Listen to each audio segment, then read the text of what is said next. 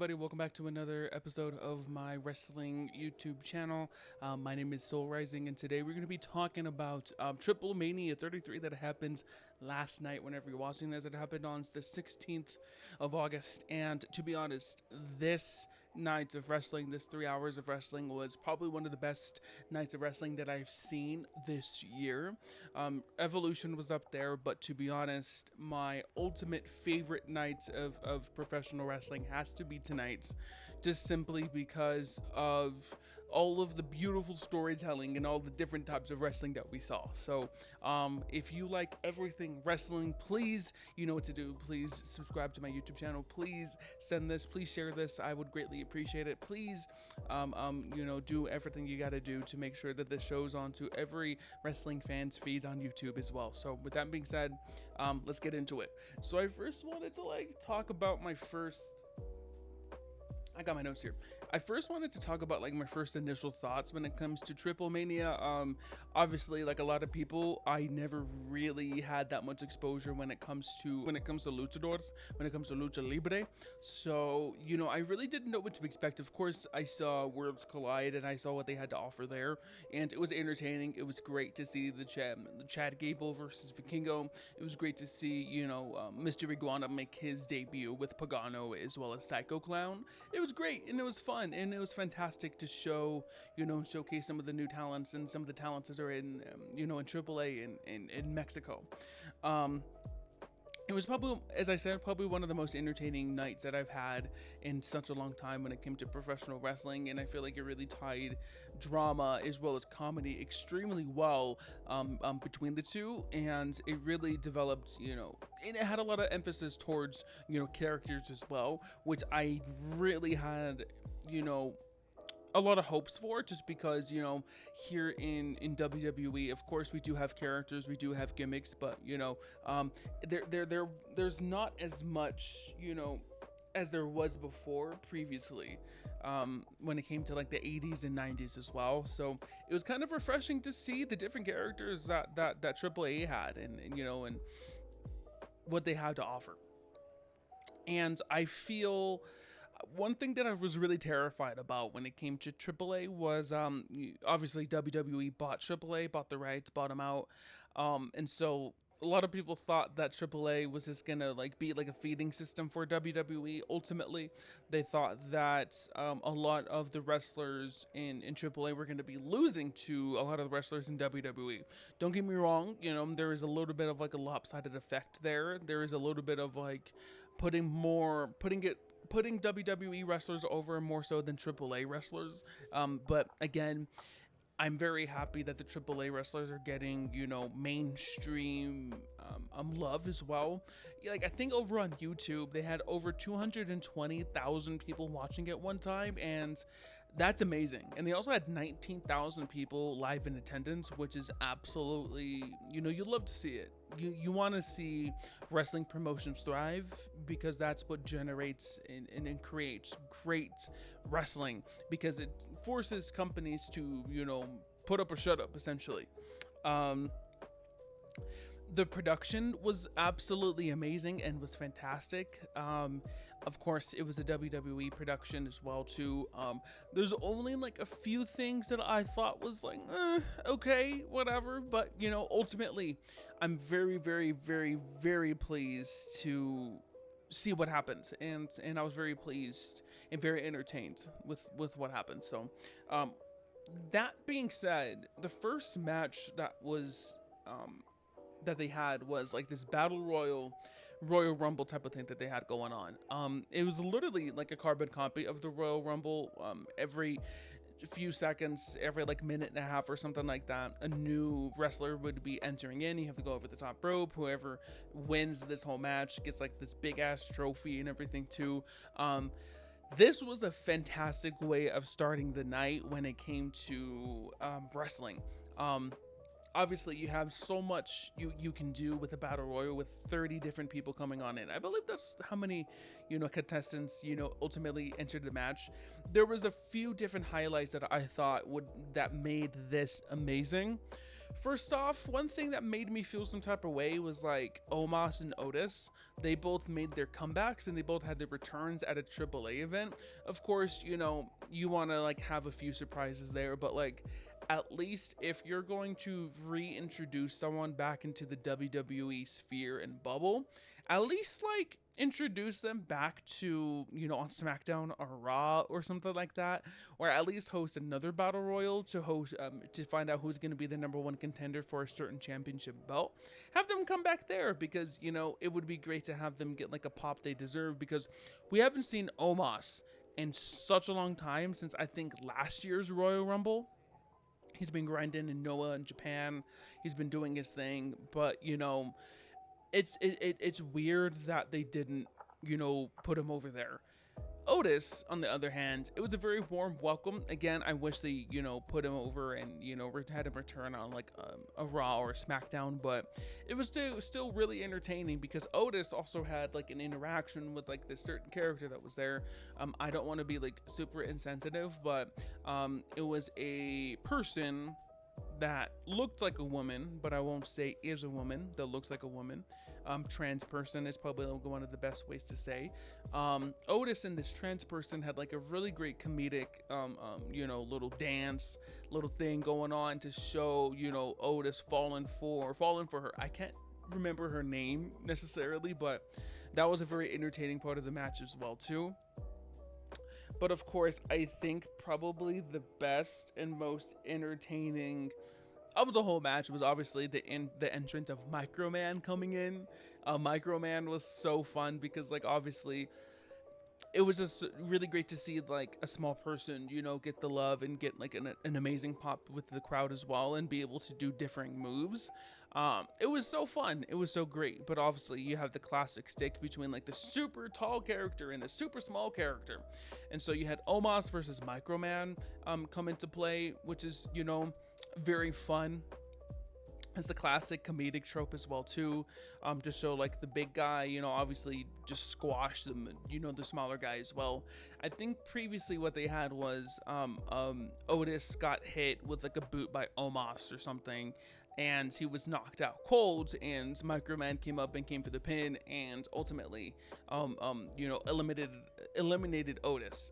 Then that's when Omos came in and pretty much wrecked house, defeated Microman, lifted him up, tossed him over the rope, and eventually Omos became the winner of the Battle Royal and got his big ass trophy. This made me think that just a bunch of WWE people were going to ultimately win, but I was very pleasantly surprised that that wasn't the case during the whole night. We'll talk about that later, but Omos definitely won, and it would be interesting to see if they even develop like a character with Omos. I don't even think they're going to. I would be very surprised if they had Omos back on WWE TV anytime soon. So we'll see, but great and fantastic start of the evening, fantastic start of the night. This gets a very big thumbs up for me. To El Hijo de Dr. Wagner Jr. versus the Messiah. I'm doing English translations with this, and this is for the AAA Latin American title. This match was, again, fantastic. It was the classic, you know, heel versus babyface. Obviously, the babyface getting his ass beat by the heel during the whole match. I don't know how long the match was, but it seemed like during the whole duration of the match, the babyface El Hijo de Dr. Wagner Jr. was pretty much getting his ass beat the whole time. The Messiah's manager, Dorian, I believe that's his name, was, you know, taunting and was obviously helping the Messiah cheat during the match as well, helping the Messiah, you know, gain a little bit more advantage as well. Then in the crowd, they had Dr. Wagner Jr., El Hijo de Dr. Wagner Jr.'s father, obviously. If you know any Spanish, El Hijo de Dr. Wagner Jr. pretty much just translates for the son of Dr. Wagner Jr., which is just the grandson of Dr. Wagner.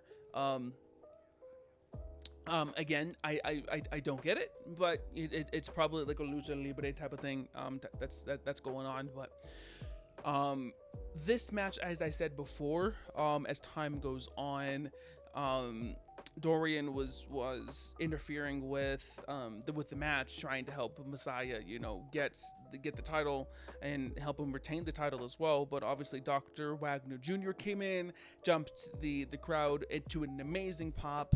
I think he is one of Triple A's like golden child, and when it comes to like fantastic matches back in the day as well. So it was great to see him get his pop and to help his son ultimately win the Latin American title in a very traditional babyface way, and he's getting his ass beat. And so he hulks up. He does his whole Sami Zayn thing where he like gets like a second wind, and he just absolutely demolishes the Messiah. And so it was obviously like a passing of the torch moment. I think El Hijo de Dr. Wagner Jr. was only wrestling for like 16 years. He was wrestling for 16 years, and he finally got the Latin American title. And his father, Dr. Wagner Jr., was awarding him with the title. So it was a very heartwarming part of the night. So again, this gets a very big thumbs up for me too. Judgment Day versus Nino Hamburguesa, Lola Vice, as well as Mr. Iguana. This is by far the best match of the night. This was the most entertaining match of the night, and simply because of the hype moments and the great moments of La Yesca versus Demonito. So this is a very interesting thing. Obviously, La Yesca and Mr. Iguana. Mr. Iguana has like his puppet La Yesca that bites people and all that kind of stuff. So like he was doing his normal shtick, getting his pop from the crowd, showing what he does best and everything.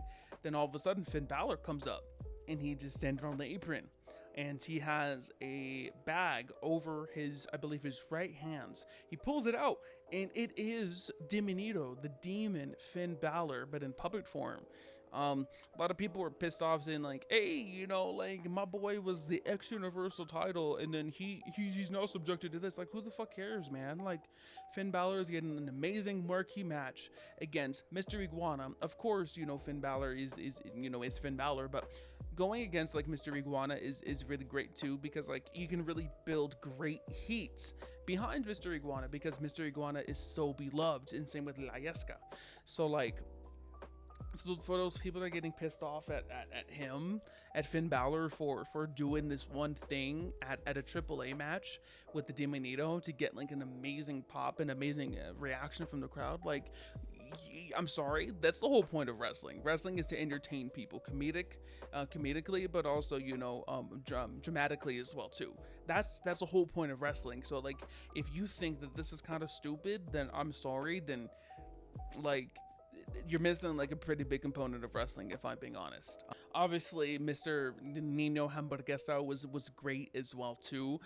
After Finn Balor and Mr. Iguana had their thing with each puppet with La Yesca and Demonito, Nino Hamburguesa came in, and he had two hamburguesas, one in each hand, and he took a bite, gave Finn a bite, and it was a very random, but again, entertaining parts of the match as well too.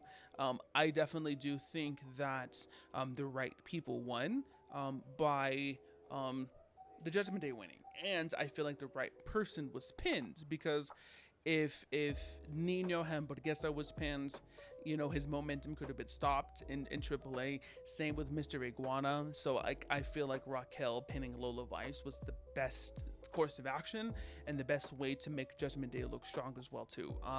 They didn't like leave Mr. Iguana or Lola Vice or Nino Hamburguesa like looking weak by any means, but it definitely did show Judgment Day's brutality, and Judgment Day's it showed that they're actually a believable team once again. So this gets a very big thumbs up for me, just in terms of the comedy.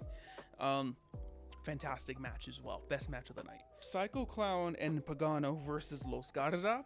This really did surprise me, one, because of like the winner. Pagano and Psycho Clown ultimately won. I thought Los Garza was going to be the winners of this and hold the AAA tag team titles for a little bit longer than what they did before. But obviously, like 3 weeks ago, they had Pagano as well as Psycho Clown ultimately lose against Los Garza, and it's because Santos Escobar came in and, you know, interrupted everybody. But again, I thought they were going to at least hold more open challenges. I thought they were going to be hosting you know, different matches at AAA. I thought they're going to be defending the title, like similar to NXT, where sometimes they have the TNA World title come in and defend it on an NXT PLE. But you know, at last I was wrong.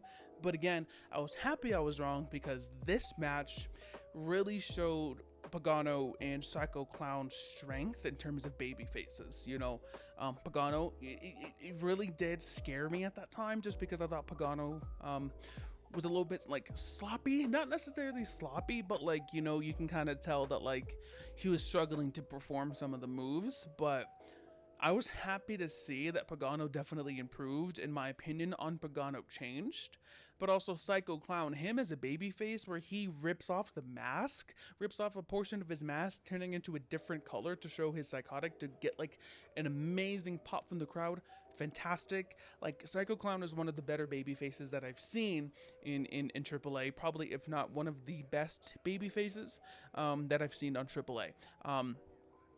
Next to La Parca and the Butter Royal got a really big pop at the end when he was facing against Omos. But I digress.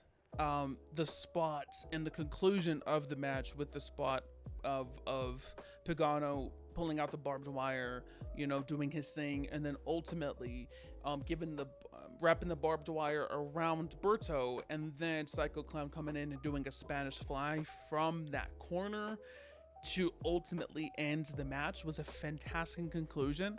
And I feel is the proper way if you're going to be using barbed wire or anything as such in the match. I feel like you need to use it at the very end to conclude the match. So I thought the storytelling in the whole match was fantastic as well.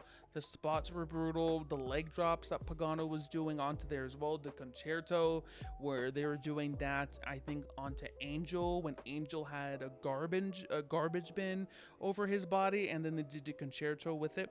Fantastic spot too. Really showed the brutality and the creativity, and showed them, Psycho Clown and Pagano, as a formidable and a very unionized tag team. So they won the AAA tag team titles. So very happy they won. I'm excited to see what happens. Yeah, fantastic match. Gets a big thumbs up for me. This next match was like the only dud and the only stinger in my opinion. I don't even know some of the other two wrestlers, and I don't really care to like look them up, as harsh as that is. I'm just gonna call this the Natty match, the Natalia match. I think Natalia and Natty coming in with like her braids and like an alter ego coming in to show like how brutal and how, you know, an amazing wrestler and an amazing technician she is in the ring was fantastic. But my biggest complaint with this match was the fact that I was confused during like the match, because like I thought the ref was like having a stroke during the middle of the match, because like the dude was like counting faster for one person, then obviously like counting slower for one person as well too.